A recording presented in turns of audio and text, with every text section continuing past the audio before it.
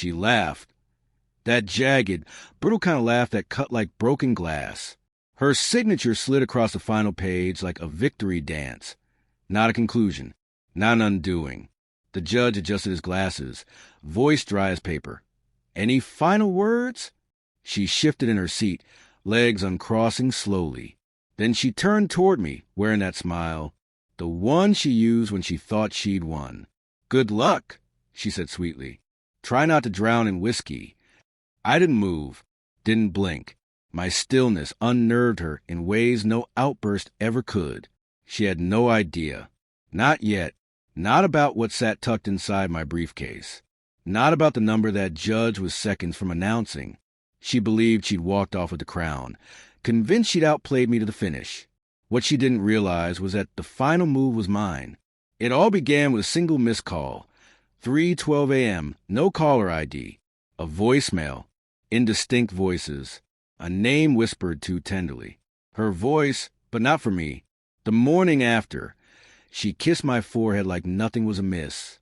Don't wait up, she said, breezy and distant. A phrase that had become her mantra. Don't wait. Don't ask. Don't see. But I saw. I saw everything. The cologne clinging to her clothes, one I'd never worn. The quick flick of her fingers deleting text the moment I entered the room. The sudden devotion to fitness. The stiff withdrawal when I reached for her in bed. At first, I blamed myself. Maybe I was paranoid. Maybe life had made me fragile. But then the photo arrived. Sent by a friend, maybe by accident. Maybe not. Her, wrapped in someone else's arms. The way his hand rested on her waist like it belonged there. Her smile, unchained, radiant. A smile I hadn't seen in years. That night, something inside me died. The part that still hoped, that still clung to belief. I didn't confront her. I played the long game. Perfect husband. Predictable. Quiet.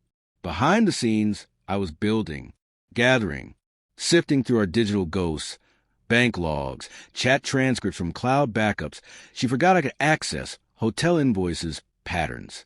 Then came the tests, the kind you send under false names and receive in plain, sealed envelopes.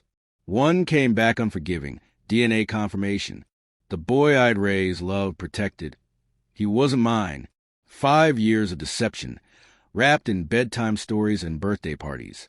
She looked me in the eye and told me I was paranoid, gaslight my instincts, brush my doubts off with kisses and silence.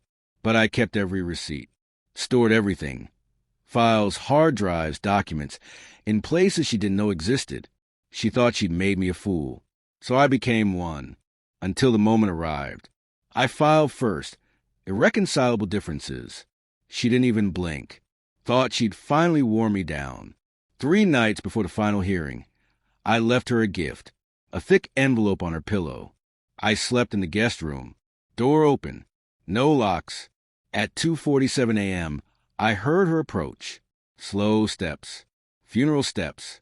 She stood in the doorway with the pages in her hands. DNA results, messages, wire transfers, secret counts. Her mouth opened, but no sound came. Mascara streaked down her cheeks. I looked up from a book I wasn't reading. Don't. She didn't cry. Not then. She sank to the floor, papers crumpled in her lap, staring at nothing. I watched, said nothing, let her fall apart alone. Court was sterile, stripped of warmth. She arrived dressed in black, like she was mourning something or preparing to steal it. Diamonds glittered around her neck. A gift for me on our last anniversary. She expected half. A clean split. Her new beginning. The judge flipped the page. Looked up. Based on the latest declarations, Mr. Malik's current net worth is... He paused. She glanced at me, smile already forming. $18.6 million, he finished. The smile collapsed. She turned toward me, lips parted, blinking rapidly. She never knew, I never told her, about the trust funds, the investments buried under layers of shell companies, about the tech firm I sold quietly for millions, about the inheritance I kept locked away after she stopped pretending to care what I did for a living. The judge kept reading.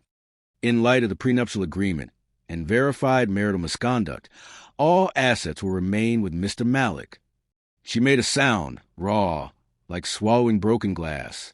I stood, collected my things, nodded at the bench. Outside, the sun scorched the cars, but there was no heat, just glare, just silence.